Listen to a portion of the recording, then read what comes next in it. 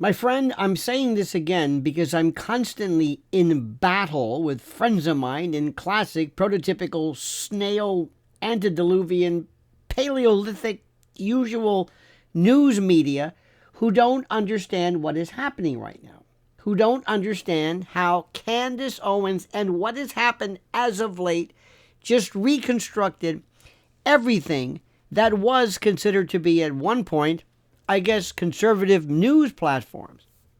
Candace Owens is the queen of the internet, and they created her, and it's driving them nuts. They're coming out of the woodwork, either claiming it, trying to destroy her, but it's true. It's true. I don't know if it's because she's black, she's a woman, she's smart, I don't know. I went through the same thing when Rush Limbaugh came along and they said, oh, he can't be that big. Yes, he was. Candace Owens represents the first line of the new media, and that fact alone is what has everyone so rattled. Not because she's always right, not because she's always wrong, but because she absolutely is always operating in a space that the old media don't understand and can no longer control. This makes sense? She's not playing by legacy media standards anymore, by legacy rules. She's not waiting for permission. She's not asking to be liked by the gatekeepers. She couldn't care less. She speaks directly to an audience that has already walked away from institutions that once dictated who mattered and who didn't. And that is the real story here. And it is why figures like Ben Shapiro, who is devolving in terms of a heap of steaming irrelevance, why folks like Ben Shapiro sound increasingly panicked and freaked and defensive and strangely out of step with the moment they claim to lead. They're done. I mean, this is when you throw Ben Shapiro in to try to garner the new factions. Oh my God, the old media model was neat and clean. It was left versus right, approved conservatives versus approved liberals. A handful of networks, a handful of publications, a newspaper here and there, a group, a handful of acceptable personalities who were allowed to disagree within carefully marked boundaries and lanes. You could argue about tax rates or foreign policy tactics, but never about the legitimacy of the referees themselves. Never about the narrative managers, never about the moral authority of the institutions. The moment you questioned who decides what is acceptable, you were no longer debating. You were committing heresy. You were a heretic. And that world is gone. It didn't collapse overnight, but it did collapse decisively. And little Candace Owens is one of the clearest examples that it is not coming back. And I love it. Not because of her per se, but because she is the bellwether of change, the pole star of change. And what replaces it is messy by design. It's uncomfortable.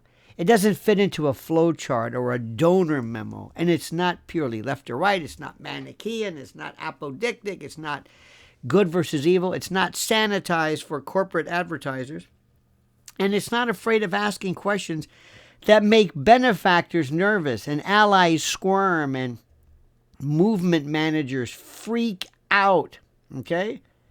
That's why the new media figures who resonate most are not carbon copies of one another.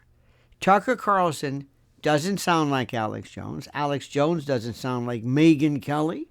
Megyn Kelly doesn't sound like Steve Bannon. Candace Owens doesn't sound like any of them. And yet they are all operating in the same, and I'm going to use this word, ecosystem. And they're not all perfect, but together they're this breakaway group that is defining how things are done. If there is an answer, I mean, Barry Weiss notwithstanding, she's trying. She doesn't know what she's doing, but bless her heart, she's solidly in Trump's camp. This 60 Minutes story, I mean, if that didn't settle the score with a bunch of people. I don't know what does, but this again, this ecosystem that we're talking about, is built on audience trust rather than institutional approval. It's really authenticity over what? Choreography. Ben Shapiro is pathetic, and he doesn't get it. He comes from a different era, and he's relatively young. You would think and say, where have you been? Because he lives in a parallel universe in this inertial bubble that doesn't exist within our frame of reference. Oh, he's intelligent, he's disciplined, he built an empire using the old rules dressed up in new packaging. The Daily Wire is still a centralized operation with brand protection concerns and donor sensitivities and red lines that cannot be crossed. You know what they are. And if you do, you will suffer the consequence. It's closer to a kind of a modern cable network than to a true decentralized media insurgency. And that is not an insult. It's simply a description. The problem is that when the ground shifts beneath you and you insist on policing a battlefield that no longer exists, you start lashing out at people who aren't actually playing your game. I mean, this is, calling dissent cowardice is a tell. It's the language of someone who assumes there is only one permissible moral conclusion, and that deviation from it must be explained as weakness or malice or moral failure. That assumption worked when there was a shared hierarchy and a common fear of exile. And what's the opposite of hierarchy? Anarchy. It doesn't work when the audience no longer accepts the hierarchy itself. Look at Megyn Kelly. She understands this even if she doesn't, frame it in perfect ideological terms. She's lived through the machinery of enforcement. She's seen how quickly yesterday's allies become tomorrow's liabilities. And her refusal to perform ritual denunciations, I think, is good. It's refreshing. It's not cowardice. It's experience. It's the new flair, the bossa nova. And the accusation that silence equals complicity is another relic of legacy thinking. You see, in the old world, if you didn't say something, you were basically countenancing it. In the new media environment, choosing not to weigh in immediately or choosing to listen rather than prosecute is not abdication or abnegation. It's often the only responsible move. And audiences are exhausted by performative outrage, pretend outrage. They are tired of being told who the villain is before the facts are even agreed upon. And they reward voices that show the process down rather than accelerate it for, I guess, applause or clicks or metrics, just to slow it down. It's okay to slow down, to decelerate, pump the brakes, as the kids say. And this is where Candace Owens truly confounds the system, and I love it. She doesn't care if the story is inconvenient. She doesn't care if she's talking about red line, third rail subjects. She doesn't care if it fractures coalitions. She doesn't care if it makes powerful people uncomfortable. Not at all. That doesn't mean every claim she raises is correct. It does mean, however, she is representative of a deeper shift. And the audience no longer wants prepackaged consensus. They want to see the argument happen in real time. And they want to watch people disagree without one side being excommunicated as somehow morally unfit, some moral ideological leper for asking the wrong question. Alex Jones, still the number one, still the granddaddy, the grandpappy, the paterfamilias, the OG. AJ understood this earlier than almost anyone, which is precisely why he was treated as radioactive long before others adopted similar instincts in more polished and perhaps socially acceptable forms. Strip away the theatrics, and what you consider to be theatrics, because that's really who he is, and the core idea is simple. Institutions lie, power protects itself, narratives are curated, and questioning those narratives is not insanity. It's citizenship. It's the right thing to do. The new media figures who survive are the ones who internalized that lesson and adapted it to their own styles and temperaments rather than trying to suppress it or keep it down. And what truly terrifies the old guard is not any single allegiance or any allegation, I should say, or theory or hypothesis. It's the loss of enforcement power. When Barry Weiss or Ben Shapiro declares something beyond the pale, it no longer ends the conversation. It almost starts it up. Sometimes it kind of amplifies it. Sometimes it exposes contradictions in their own past positions. And audiences have long memories now, my friends. Clips don't disappear. Tweets don't vanish. Moral authority is audited continuously and often ruthlessly. And this is why the reflexive branding of certain questions as illegitimate backfires so spectacularly and without fail. People remember Iraq. They remember weapons of mass destruction. They remember being told that asking who benefits was irresponsible, cui bono, cui prodest, about 9/11, pointing out irregularities. They remember how certainty was weaponized against skepticism. Remember COVID? Remember that? I'll never forget that one. Oh, they beta tested us, boy. That was biomedical tyranny, biomedical martial law. When those same voices now insist that some topics are off limits, the audience doesn't hear wisdom. They hear fear. And the new media are not unified by ideology. It's unified by posture, by position, a posture of suspicion towards centralized power, a posture, a position, and a platform of openness to uncomfortable facts, a posture, a stature that says allegiance to truth matters more than allegiance to tribe, and that posture, dear friends, is fundamentally incompatible with the old model of message discipline and reputational enforcement. Balderdash! You can't threaten ostracism when people no longer value admission to the club. We don't care whether we're included. Keep your club, keep your inclusion. And Candace Owens is not dividing the right.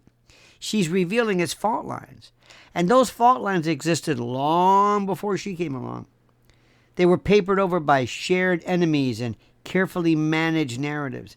And now they're exposed. And some people want a conservative movement that behaves like a respectable institutional partner. Others want a movement that sort of functions as a permanent opposition party to concentrated power, regardless of which party holds office. And that's the real argument. And it has nothing to do with personal friendships or motherhood or loyalty tests or any of that other nonsense. The irony is that the new media figures are often far more tolerant of disagreement than their critics. Tucker Carlson talks to people he disagrees with. He doesn't. Nick Fuentes is a. Why don't people talk to him? Talk to him. You're not countenancing what he's saying. You're not agreeing to it. Steve Bannon platforms heterodox voices. Megyn Kelly does it too. She refuses to demand public penance. And Alex Jones, again, the best. In his calmer moments, especially, he emphasizes open inquiry over dogma. And the demand for uniformity comes almost entirely from those who claim to be, I guess you would call it defending principle. And the latest proof that the legacy movement has completely lost the plot is this almost surreal idea of parading Erica Kirk into an interview with Nicki Minaj at a TPUSA event, as if that is some kind of moral or strategic masterstroke. How much did they pay her? When you respond, and when your response to a credibility crisis is celebrity spectacle, you're admitting you have lost control of the narrative. You've got nothing. And you don't understand the audience you claim to represent. And this is panic. Panic dressed up as some kind of outreach. And it exposes how obsolete Ben Shapiro and TPUSA and Erica Kirk and the rest of the MAGA managerial class really are. I'm sorry to say it, but it's true.